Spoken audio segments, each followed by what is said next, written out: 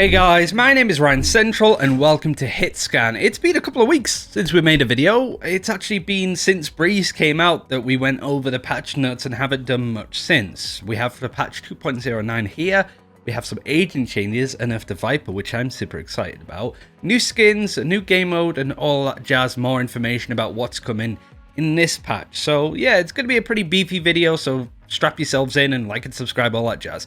The first change that I want to talk about is the Viper, and it's the only agent change, but I still think it's a big one. It has to do with her instant decay that is inflicted when you go through her toxic screen, her poison cloud, the toxic passive overall. It used to be that when you walked through them, you would take 50 instant damage that would then rejuvenate over time because it was a decay effect. Very strong, very impressive. I think that's one of the reasons why Viper's pick rate has skyrocketed across the world in all of the different VALORANT Champions Tour like circuits and stuff. It's been nerfed from 50 to 30. It was sort of in line with what I wanted to see for the changes. I put it down to 25 personally. I have another idea which I'll touch on in a second, but I think that this change is great. From the patch notes I have at the moment when I'm talking to you, there's no long-form dev comments on what they wanted to change, what they're thinking right now. If there is some, I'll add them in as future Ryan. So yeah, hopefully we can get a bit more information on what the devs were thinking here. But overall, I just think that this is a nice thing to really make sure that Viper's still strong, because I think she's earned her time in the sun overall. I think most people like to see her played, certainly on newer maps, for her at least, like Haven, Ascent, where she's not played as much. Split and Icebox she's typically played, or at least was in the past. So seeing her on maps that we don't typically see her on, Bind as well with Fnatic and Liquid and all that, I just feel like it's nice to see her pick rate being strong, but I think this is the right nerf to make sure that she's a good pick and not, oh my god, she's amazing, you need to play her all the time pick, which is going to be a problem if Riot don't do anything about it.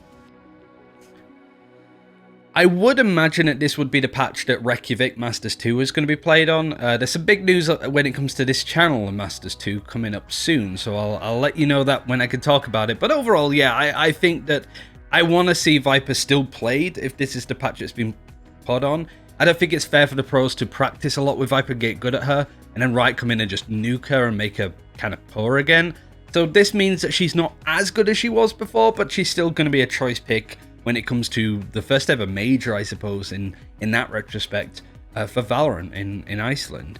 It's the only agent change, like I said, and I feel like it's a fair enough one. We've got this big event coming up. You don't want to rock the boat too much with agent changes.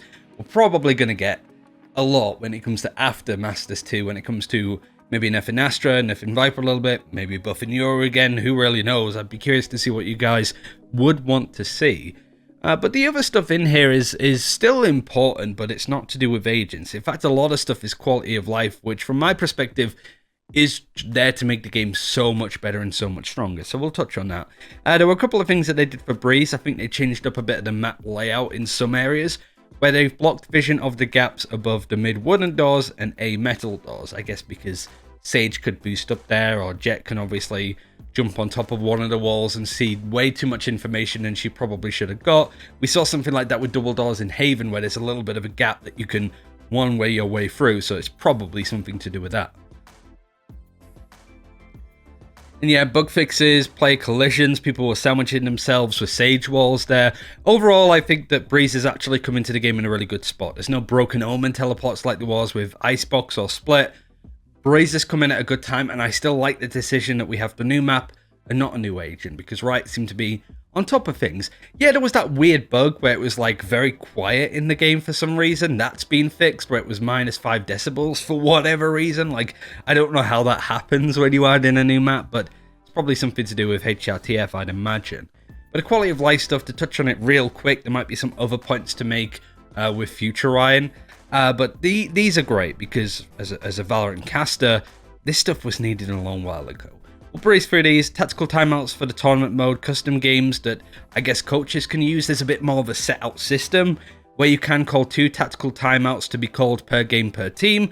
The timeouts last 60 seconds, and the freeze allows player movement for the duration of the timeout. For technical pauses, the standard pause match timer option is still available. So that's good for Reykjavik and other tournaments to have an official ruling, I suppose, in the game, to have timeouts without every tournament being like, You can have a tactical timeout. You can have a tactical timeout. You can only have one. You can have two. They can be as long as you want. They have to be 30 seconds. At least the game's kind of gone, use our system. Don't worry about that anymore. They've also improved the visual synchronization of bullet traces and impact effect for observers. This should fix most cases where it looks like a player is killed before a bullet even hits them. So again, looks better overall. And this is the stuff I love. Adjusted color of placeable utility on the minimap to team color for observers. Thank you. It's so good to see which Astra's utility is which teams. When you have 10 stars placed down on the map, it's nice to see which 5 are the defenders, which 5 are the attackers. Cypher trip wise, it's the same stuff. This has been needed for the longest time, and I'm glad that it's in here.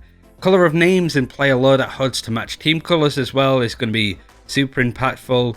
And also, this is the funniest one. Space the end game phase and match pause timer options in custom games to prevent misclicks. This is because in the Nerd Street tournament, they accidentally ended the game. Like, the producers and observers ended the game that Sentinels was playing in because they wanted to pause it and press the wrong button. I mean, you can't really screw up any worse than that. So it's nice to see that Riot have learned from their mistake putting the buttons too close to each other and making sure that doesn't happen again. No excuses now if Nerd Street gamers do that again. Yeah, other bug fixes added team colors for placed agent utility for observers. Astra's Nebula was slightly offset for whatever reason. The rest is pretty much bug fixes and just making stuff should be working as intended. So when it comes to the big beefier stuff, we were never going to see it this patch for reasons that we've gone over in previous weeks, but I'm still a fan that they've deemed it necessary to nerf Viper, even though they've gone through this period where they don't want to make too many agent changes. Really says how impactful Viper is right now, and I think that is a fair trade when it comes to her utility. So there's the patch notes, everything that we've gone over. To be honest, you've probably skipped to this bit at this point because you weren't interested in observer changes, which is personally fine, I don't mind. Let's talk about the new skins. There's 2 sets. This is a bit weird. The first one, which is coming out today, the Minima Bundle, I don't actually know what it looks like. I've not seen it at this point. Maybe this is where Future Ryan comes in and goes, this is the new skin set. Hello, yes, Future Ryan is here to save the day. Here are some of the images of the Minima set. I don't want to use gameplay as there was an exclusive video with Asmoogle who we've showed his videos in the past for some other skins, so I want you guys to check out his video after we're done here. Go and say hello, tell him that Hitscan said hi and all that. But the Minima set, to show the images, there is a Phantom, a Sheriff, a Spectre, an Operator, and an Ares. If you want to see if there's variants or what the animations look like on them, obviously with this Minima set, you can do so by checking out the video. It's in the top of the description and also the pinned comment. So yeah, be nice, share the love with other Valorant content creators, and we'll just show a couple of the images of the skins, both for Minima and the Tethered Realm set. But the one I can show you actually comes out in 2 weeks, and it is the Tethered Realm set. I'm going to show these images one by one. It's the only images I have, unfortunately. There's no gameplay, there's no kill animations or anything like that. Not too much there, but it does include a Vandal, Operator, Ghost Guardian, and a melee, which I want to touch on because it's probably the coolest melee weapon in the game. Not hyperbole, I think you're going to like it. But yeah, these are what the guns look like, and you will notice it's very Sovereign, Forsaken inspired. It also has the inner picture effect that some of the other guns like Nebula, Winter Wonderland, and stuff like that have. You're probably wondering what the images are. This is what they are on screen, and I think it's more of a juxtaposition between the 2 images overall, instead of it just being a Sovereign skin or a Forsaken skin with the 2 pictures on screen. It's kind of them blended together in a weird way, I would imagine, because these are meant to be kind of the Tethered Realms, right? They're attached to each other, they're connected in that way. And there's no variants of these skins, I don't think, so it's not like you can have the Sovereign or Forsaken one, which I'm not as much of a fan of. Having a choice would be nice, but I mean, it's whatever. Hello, Future Ryan again. So the change actually comes when you go in the light and dark area, same as Winter Wonderland. That's where the change comes in. Ignore all of the other stuff, I'm just an idiot. I can understand if people don't like this though, if they don't like the Sovereign Forsaken set. Could get it a little bit like, we've just had Forsaken, can we get something new instead of this a couple of weeks later? And also, it's another in-picture, whatever it's called, skin line, which I've seen a lot of comments saying like they're bored of it at this point. I think it's just a nice skin set to have with just various pictures. It's straightforward for Riot to do, and they tend to be, you know, a little bit cheaper because of it, right? So it's going to be there for somebody. Now, like I said, Vandal, Operator, Ghost Guardian, the melee is certainly worth your interest because The normal melee is the Sovereign Sword that I'm showing you on screen. It's a new model apparently, but it's down as the Sovereign Sword. So yeah, this is what it looks like. It's a cool melee in itself. If you notice in the main picture, there's also the Forsaken Ritual Knife with the same effect on it as the guns. Can you just pick between the two? No. The level 2 of the melee has you wielding both. You have the Sovereign Sword and you have the Forsaken Ritual Knife. You dual wield melee weapons like this. It's probably the coolest idea. I wish I could show it on screen properly, but this is just a quick Photoshop of what it probably will end up looking like overall. So yeah, this is the first ever dual wielding of melee weapons that we've seen in the game, which I'm super excited about. I'm glad that they've gone in this direction, and maybe Future Ryan's helped us out a little bit here with some more gameplay to show you exactly what this looks like. And who knows, maybe Future Ryan's going to come in and help us out a little bit with more gameplay showing off these things. If we get more because they're data mined, I'll maybe make a video tomorrow with any other stuff that's been data mined that's quite cool, that, you know, is certainly worth your interest, I suppose, at this point. But yeah, this is a premium edition tier. I don't know how much that would be overall. Probably somebody like ValorLeaks can work it out and stuff. But this comes out, yeah, the 26th of May. So these aren't the skins that we're getting today. They'll be coming in for the next patch, if there is even a patch in 2 weeks. The fact that we get this early might mean that they could go, we have Masters 2 that week, so we're just going to not make any balance changes whilst that's going on, and then come back hard and heavy in the start of June, which will be like the 6th or 7th of June, something like that. So yeah, there's the new skins that we can show. Hopefully I get some of the minima gameplay that I can show you off, but if you haven't seen it, either just check Twitter, keep an eye on Reddit and all that kind of stuff, and if there's an exclusive video, we'll link it in the description. So they're the new skins. Let's talk about the new game mode. I wanted to finish on this because there's not really too much to say about it. The trailers, I feel, give away what it's going to be, and whilst the trailers were cool over the last couple of days, I didn't want to make a video. I didn't want to make something, you know, quite long form about it because it seems pretty straightforward. But the main thing I want to say about this game mode is it's temporary. It's like the Snowball one. Replication is available for 2 weeks starting today and ending on May the 25th.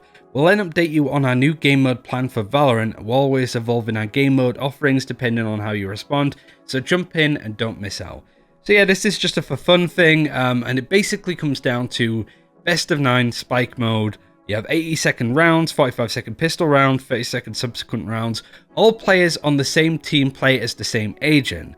So 5 Sages against 5 Jett. It's not everybody playing Sage, it's not everybody playing Jett. It's what your team pick. And agent selection is decided in the pre-match voting, which maybe give a bit of a teaser on map bans and stuff like that, like in Counter-Strike. Or I don't know, that's just me speculating. But abilities minus ultimates are refreshed each round, and you gain 1 ultimate point per round at the start of it, so you will build up these ultimates eventually. You'll get a set amount of credits that you can buy stuff out. It doesn't really matter. Weapons and shields reset each round. And being flashed twice in a 4-second window, because you might play up against like 5 skies, which would be a nightmare. You do get something called Flash Guard, which protects you from being blinded for 5 seconds. So it's not going to be completely obnoxious to deal with, just a little bit obnoxious. But it's a good game mode for getting some rounds in for experience. You get 100 XP per round played and 200 per round win. So it's actually might be a good way to grind out the battle pass if you're still working on that, but who knows. So yeah, it's not that much of a big deal, I don't think. I think new game modes are quite cool to have. I would prefer to see them go in the direction of Counter-Strike with 1v1 modes. That'd be a lot of fun. Retake servers, that's just good practice. A deathmatch mode that feels more like, you know, practicing warming up your aim instead of sweaty tryhards holding every angle and just being the most obnoxious people in the world. Sorry, but it drives me mad. But yeah, like that's all of the news I wanted to go over today. Quite long, but there's plenty to go over. Sorry for not making a video for a couple of weeks. We made the Apex one, which was nicely received. Thank you much for watching those videos if you did. I don't know if we'll make more in the future. It depends really, but yeah, I just wanted to use this chance whilst there wasn't much Valorant news going on and no Valorant esports as well, to just take some well-needed rest. I've obviously sat back with YouTube a couple of times, but there's always been like casting and esports and just life that I've had to deal with. This is the first time that I've been like, I'm just not going to do anything, and I enjoyed it immensely. But I'm good. I'm glad to be back, and yeah, we should have a couple of videos coming out. Maybe one tomorrow, following up on some of the stuff we missed today, and then maybe some other stuff depending on news later on in the week. Thank you very much for watching, and yeah, see you soon. Take care.